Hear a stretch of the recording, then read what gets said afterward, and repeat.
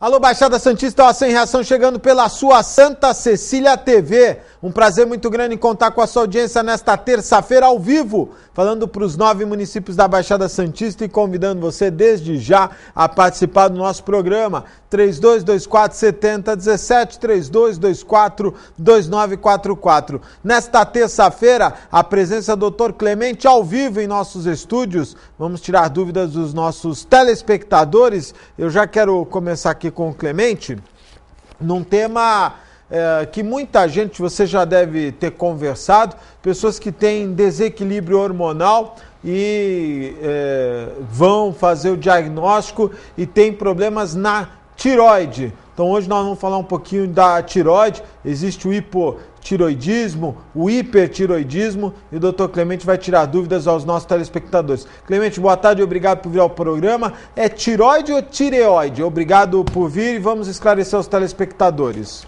Obrigado, Augusto. Boa tarde ao nosso telespectador. Olha, na verdade, está correto falar tireoide, né? O mais usado é tireoide, mas você vê descrição aí até de livro de tireoide, quer dizer, não existe problema nenhum. Sim. E exatamente, a tireoide é uma glândula, não é? Ela é uma glândula que fica aqui na base do pescoço, ela é bem superficial, às vezes é difícil de palpar, né? Precisa ter muita habilidade, normalmente o médico tem mais habilidade. A gente consegue superficialmente palpá-la, mas é difícil saber quanto que é da pele, quanto é do músculo, quanto que é da gordura, mas uma pessoa mais treinada consegue detectar. É uma glândula pequenininha, tem aí por volta de 3 a 4 centímetros de diâmetro maior, né? O maior eixo dela por volta de 3 a 4 centímetros, e a parte lateral por volta de 1,2 a 1,5 centímetros, e a espessura dela é bem pouco espessa.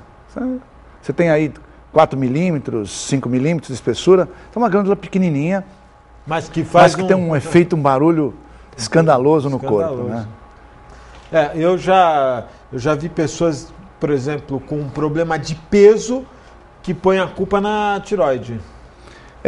Saiu até esse lance do Ronaldo, né? Sim, do fenômeno. Ele disse que seria em razão da tireoide. Ele disse que tem um hipotiroidismo. Na verdade, existe sim um pouco de relação. Ele foi contrariado por alguns especialistas. A maioria dos especialistas falam que não. Quer dizer, não que não possa. O hipotiroidismo tende a aumentar realmente líquido corporal, mas, por outro lado, ele causa inapetência. Quem tem hipotiroidismo, em geral, não tem muito apetite. Então, ele come menos. O metabolismo está reduzido, porque hipotiroidismo, o metabolismo do organismo está reduzido. Então, teoricamente, ele teria que perder um pouquinho de peso pela inapetência, mas ele acaba ganhando um pouco de peso, mas não a ponto de justificar parar de atividade. Que tudo é por causa do hipotiroidismo, que não é verdade, né?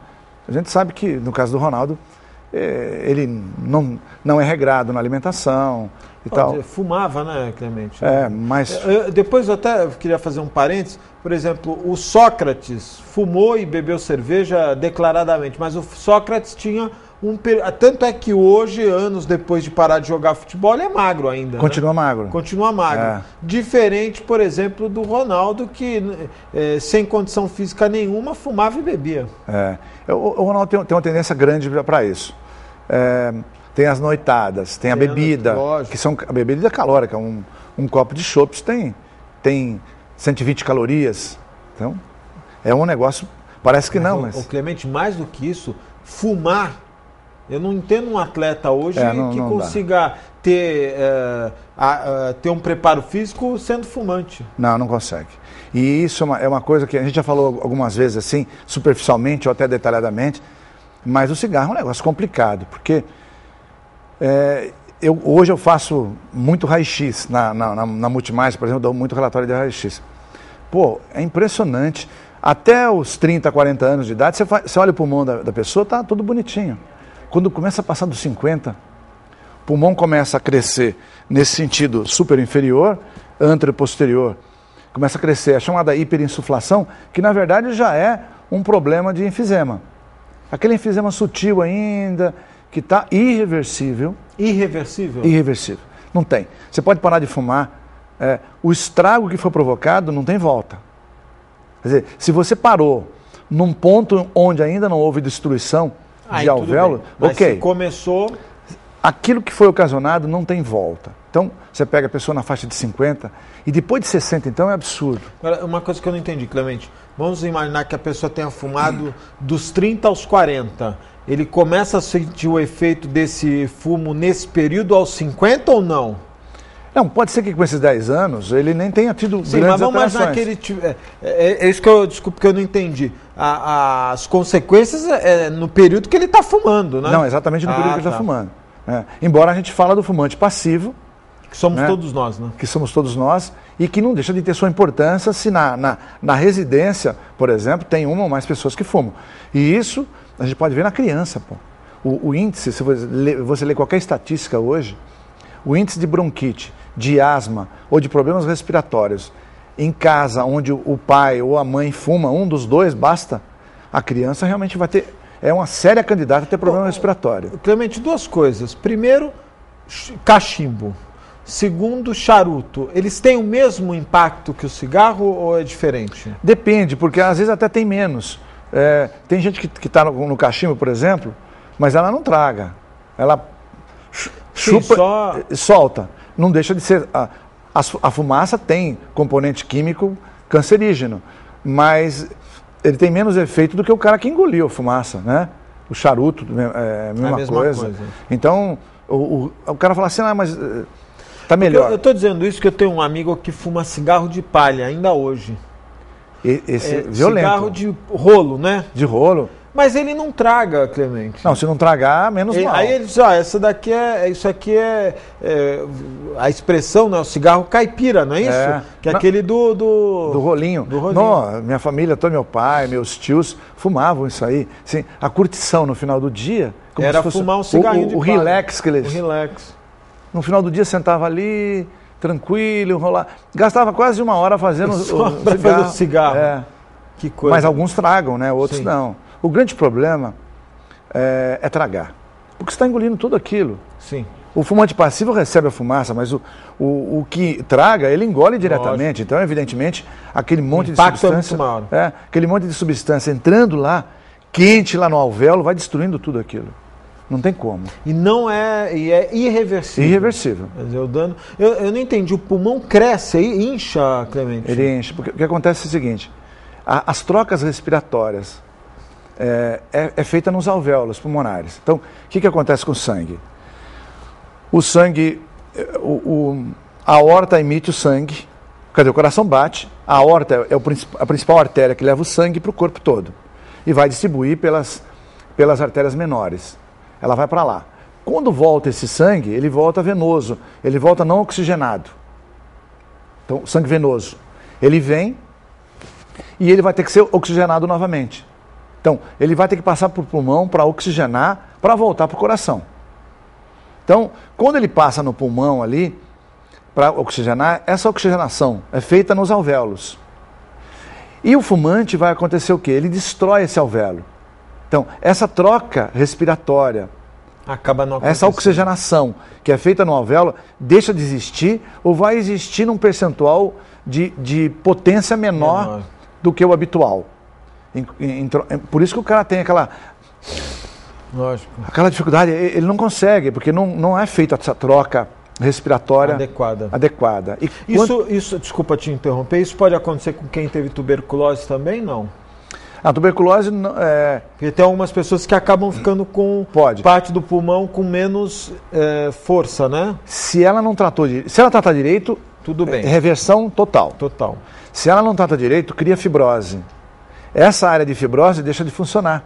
É mais ou menos o efeito que tem o cara que tem bronquite, o que tem asma, o que fuma, que ao longo do tempo o pulmão vai perdendo eficiência. Nesse caso, essa fibrose vai impedir que também haja troca respiratória nesse ponto. Né? Se ele não tratou adequadamente e ele tem, vamos dizer, uma tuberculose bilateral, ele vai perder a parte superior do pulmão toda. Então, com uma área menor, a troca não vai ser eficiente e esse cara vai ter dificuldade, como se fosse um comportamento de um enfisematoso. Que coisa, hein? Tanto é que alguns, só para aproveitar esse gancho, Alguns autores chamam de atelectasia restritiva. É como se uma parte do pulmão tivesse morrido em função dessa fibrose. Seria o equivalente de você pegar uma bolinha, uma rolha e fechar um brônquio de um pulmão. Proposital, vai. Ou o cara engoliu um corpo estranho, como uma criança. Ela engole uma bolinha de gude, fechou o brônquio. Essa parte do pulmão, onde fechou, ela não funciona. No caso do tuberculose é a mesma coisa. É como se fechasse um brônquio pela fibrose ocasionada pela doença. Olha só, aí ele vai perder Vai perder essa função total daquele segmento ou daquele lobo. Eu estou te falando isso porque eu estava conversando com uma pessoa esses dias que passou aí por uns problemas de saúde e estava me dizendo. Disse, olha, eu tive um problema de coração, mas o meu problema de coração foi porque o meu pulmão não estava mais respondendo. Isso. E aí o coração foi afetado, e aí o rim foi afetado, porque são órgãos vitais que estão interligados. Então, e até eu vou te relatar rapidamente, mas ele estava me dizendo que era em razão, ele acumulava líquido, quer dizer, em razão o coração não estava funcionando, o pulmão não estava muito bom e o rim acabou também não trabalhando, porque se o coração não trabalha direito, o rim acaba ficando comprometido. Tem lógica isso, Clemente? Tem. Esse problema se chama cor pulmonale, cor de coração. Cor pulmonale é uma repercussão que acontece no coração secundária a um problema pulmonar. Então, por exemplo, o cara tem, como você citou a tuberculose, o cara tem tuberculose, já não funciona bem, tá cheio de fibrose, ou ele é um enfesematoso, precisa oxigenar mais, ou é um bronquítico crônico, mas que já se tornou um enfesematoso. A gente chama de doença pulmonar obstrutiva crônica, DPOC. Isso vale para asma, para bronquite ou para o enfisema. Doença pulmonar obstrutiva crônica. O que acontece? O pulmão, para vencer a barreira, aliás, o coração, para vencer essa barreira, essa fibrose, esse problema todo, ele começa a bater mais rápido, mais forte.